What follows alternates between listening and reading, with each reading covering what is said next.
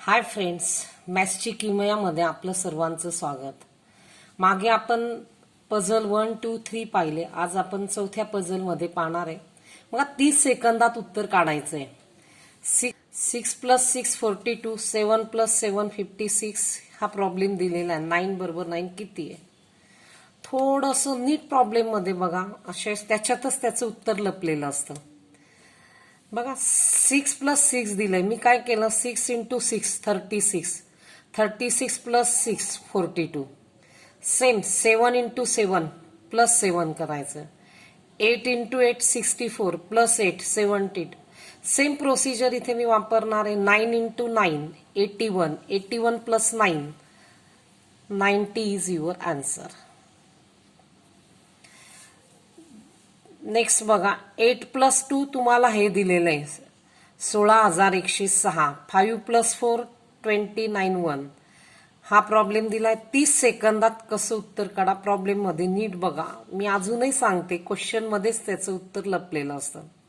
बघा मी इथे काय केलंय, 8 आणि 2 आहे, आधी दोघांचा गुणाकार केला, 8 × 2 = 16 ॲज इट इज। मग 8 आणि 2 10, त्यांची बेरीज केली, प्लस केलं, आणि 8तनं 2 मायनस केले, म्हणजे किती येणार? 6 येणार। म्हणजे कळालं? एकदा काय केलं, या दोनच संख्येचं एकदा मल्टिप्लिकेशन केलं, एकदा प्लस केलं आणि एकदा मायनस केलं।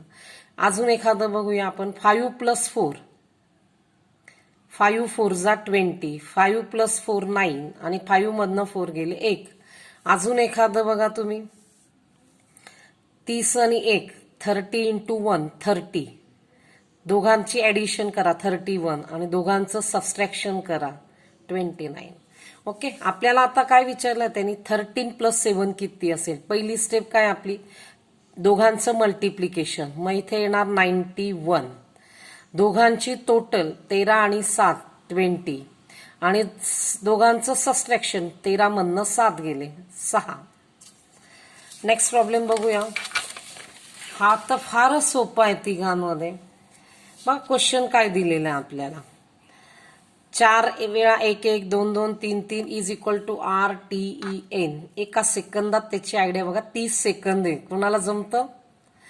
1 1 1 4 वेळा 1 1 किती टोटल येते? 4। 4ला इंग्लिशमध्ये म्हणजे वर्ड आहे त्याला FOUR, मग त्याचा शेवटचा शब्द R लिहिला। चेक करा अजून, 2 2 4 8, 8चं EIGHT, 8 इज द लास्ट। आता आपल्याला विचारलंय त्यांनी 5 5 5 5, चौघांची बेरीज येते 20, 20चं स्पेलिंग काय? शेवटचा शब्द तिथे लिहा।